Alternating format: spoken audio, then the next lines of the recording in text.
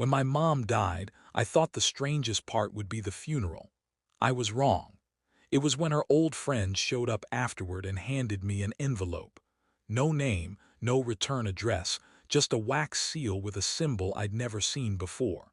Inside was a single piece of paper, a date, a time, and a location. Sunday, 2:17 a.m. The Chapel of Returning. Underneath, written in shaky ink, "She isn't gone. You just don't remember." I laughed when I first read it. My mom wasn't religious, she hated churches. But the longer I stared at that seal, the more it felt like something in the back of my brain did recognize it. That night I dreamed of her voice calling my name faintly, like through a thick wall. By Sunday I couldn't think about anything else. I tried to ignore it, burn the note, even throw it away, but every time I did, I'd wake up with it back on my nightstand, perfectly folded, the wax seal unbroken. So I went. The address led me far outside town, down a gravel road that wasn't on any map. There was no chapel at first, just a clearing with old stones arranged in a perfect circle and candles that looked freshly lit despite the wind. A few people stood around the circle, all wearing plain gray clothes. They didn't speak, didn't even look at me, until one woman turned, and I swear to God she looked exactly like my mother, not similar. Identical. Her eyes met mine and she smiled. "You're late." I couldn't breathe. My throat closed up, my legs felt like cement. The woman stepped closer, candlelight flickering across her face, the same freckle under her eye, the same scar on her chin she got when I was a kid. But she looked younger, healthier, like time had reversed 20 years. "You look just like him," she said softly, "like your father did before he left." My stomach twisted. My father disappeared when I was 7. Police said he abandoned us, but she was talking about him like he was asterisk still around. "Where is he?" I whispered. Her expression shifted, something between pity and warning. "He's waiting," she said, "just like I was." She took my hand and placed it over her heart, and under her skin I felt it, not a heartbeat, but two, perfectly synchronized. I stumbled backward, nearly tripping over a stone. "What the hell are you talking about?" I demanded. "You can't be my mother. My mother's asterisk dead." The group behind her started humming. Low, rhythmic, almost mechanical. It wasn't a song. It was a pulse, like a human heartbeat set to a metronome. The woman, asterisk the thing asterisk, didn't answer right away. She only tilted her head, eyes reflecting the candlelight in a way that didn't look quite natural. "Death isn't a door," she said softly. "It's a rehearsal." The humming grew louder and I realized each person's breath was syncing with it. Then in unison they whispered, "Two hearts, one return." I turned and ran. I didn't stop until I was back in my car, shaking, covered in dirt, with the sound of that chant still echoing in my ears.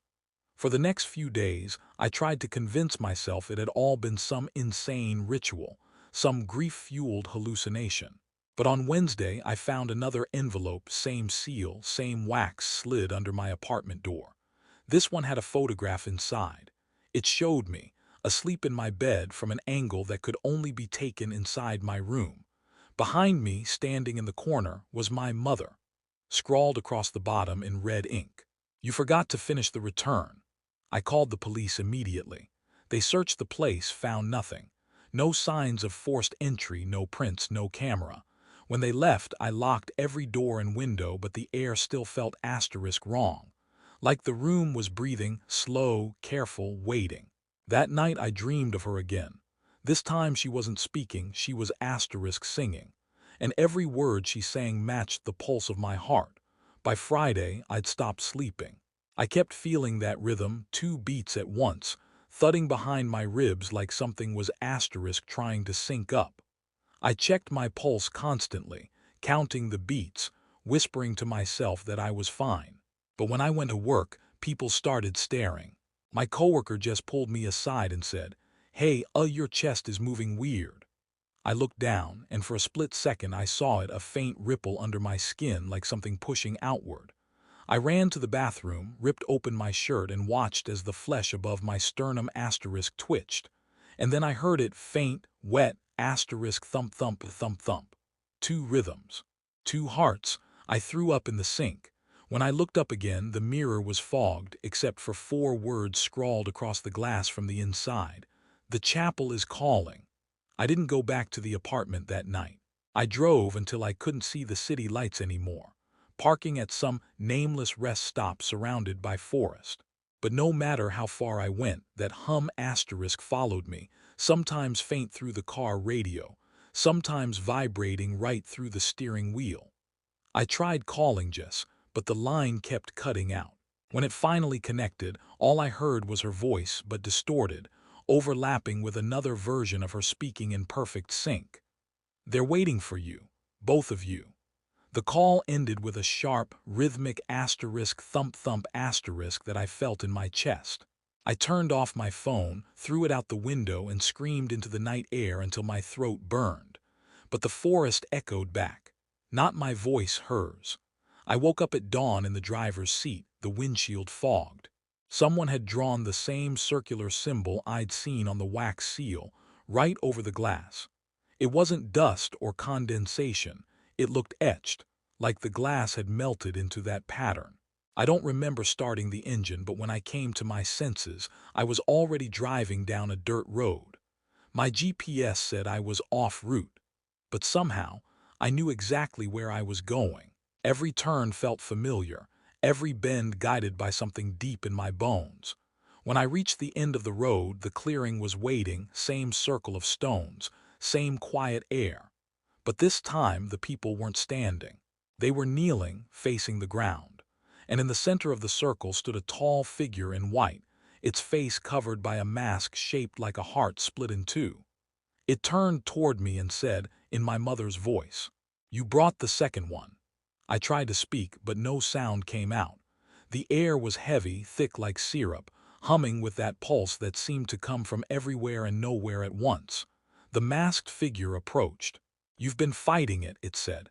"You should be proud, most don't last this long." Its voice wasn't just my mother's anymore. It layered over others, men, women, children, dozens of tones woven into one. "Where's my mother?" I managed to choke out. "She's asterisk here," it said, tapping its chest. "We all are." The people around the circle began to lift their heads. Every single one of them had the same eyes, my mother's eyes. And when the figure lifted its mask, I saw her face again, but this time it wasn't skin.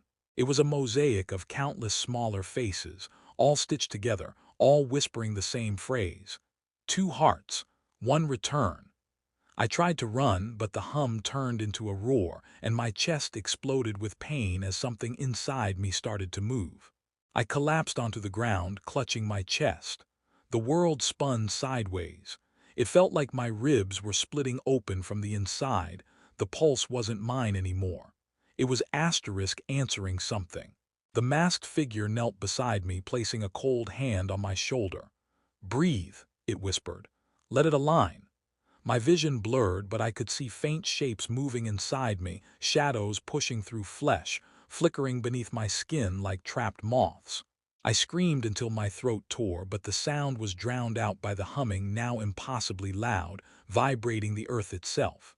The others started chanting, the same 3 words over and over. "Two hearts. One return, two hearts. One return." Then, with a single gasp, the pain stopped. And for a moment I could hear another heartbeat perfectly synchronized with mine, steady, calm, asterisk familiar. A voice whispered from inside my chest, "I'm home." When I opened my eyes, the clearing was empty. No candles, no people, no stones, just a circle of ash in the dirt and the faint scent of smoke. I was lying in the center, shirt torn, covered in dried blood. But when I touched my chest, there was no wound, just a faint raised scar shaped like that same wax seal symbol. My car was gone. My phone was gone. And somehow I wasn't afraid anymore. There was a clarity in my mind I'd never felt before, like someone had scrubbed away years of static. I could feel her there, humming softly under my skin, her thoughts brushing against mine like warm breath. "You see now," she said inside my head. "There's no death, just joining." The words should have terrified me, but they didn't. They felt asterisk true.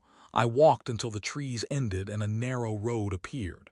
A car stopped, a man leaned out, asked if I was okay. I told him I'd been lost hiking. He offered to drive me back to town. But as we passed a row of old farmhouses, I noticed one of them had a familiar mark carved into its fence, the same heart-shaped sigil. I froze, my skin prickled. "What's that symbol?" I asked. He gave me a strange look. "You mean the sign of the chapel? Everyone here wears it." My stomach dropped. I looked around the houses, the cars, the asterisk people. Each one of them had the mark somewhere etched into jewelry, drawn on doors, tattooed on skin. The man smiled, eyes glinting in the rearview mirror. "You're one of them, right? The returned." I froze, my mouth suddenly dry. "The what?" I asked. The man chuckled softly, as if I were joking. "The returned. The ones who carry two hearts. The chapel's chosen." His tone was calm, casual, like it was the most ordinary thing in the world. I stared at him in disbelief, noticing how pale his skin looked under the sunlight. Then I saw it, a faint movement beneath his collarbone, the same rhythmic asterisk double pulse.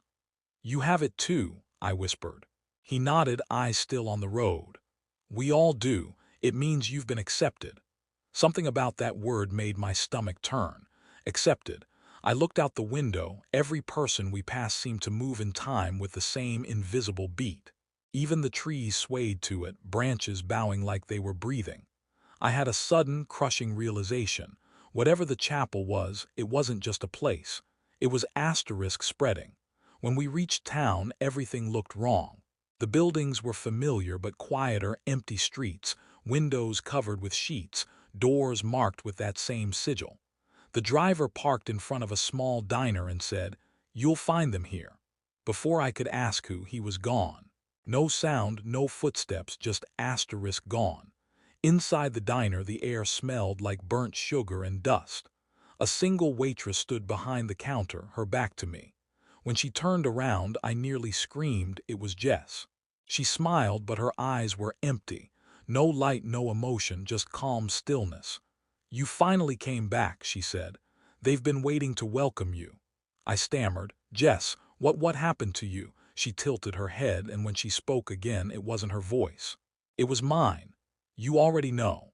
The mirror behind the counter flickered just for a second, showing rows of people seated in the diner booths. Each one of them had my mother's face. When the reflection steadied again, the booths were empty. Jess, or whatever wore her, walked closer, sliding something across the counter toward me. It was another envelope. The wax seal this time was black. "Final invitation," she said. "You either complete the return or you fade." I didn't touch it, but as I backed away, I realized my reflection in the glass asterisk did. The mirrored version of me picked up the envelope, smiled, and whispered something I couldn't hear. Then it looked up directly at me and mouthed the words, "Sunday, 2:17 a.m. the same time, the same place, the same choice." And for the first time I realized something horrifying. I hadn't escaped the chapel. The whole world had asterisk become it. That night, I drove until the gas light came on, no destination, no plan, just a desperate attempt to outrun whatever was pulsing inside me. Everywhere I looked, I saw that symbol, scratched into signs, drawn on walls, glowing faintly in the rear lights of passing cars. At some point, I pulled over on the side of an empty highway. The night air was still, heavy, and alive with that same low-frequency hum. I pressed my palm to my chest. The second heartbeat was faster now, impatient. It wasn't trying to kill me. It was asterisk trying to go home. The longer I stood there, the more I heard voices in the wind, dozens of them, whispering my name in the same calm tone. Then one voice rose above the rest, my mother's. "Stop running, sweetheart, it's already inside." I fell to my knees, hands shaking, because she was right. The hum wasn't coming from the air anymore. It was coming from underneath the asphalt. The whole world was breathing. I blacked out at some point, and when I woke up, dawn was just breaking. There was a figure standing beside the car, looking down at me. White robes. Bare feet. The same mask shaped like the split heart. "You didn't return," it said quietly. "So we brought the return to you." I backed away, but the road behind me was gone, swallowed by mist that pulsed in time with my heartbeat. The figure removed its mask, revealing a face that was both mine and asterisk hers, my mother's smile on my jaw, her eyes where mine should be. This is what we become when we stop pretending to be one thing. The mist moved closer, curling around my ankles like smoke. When it touched my skin, it didn't burn, it felt warm, familiar. "It's not dying," the thing whispered. "It's remembering." I wanted to scream, but my voice was gone, replaced by the rhythm of two hearts finally beating as one.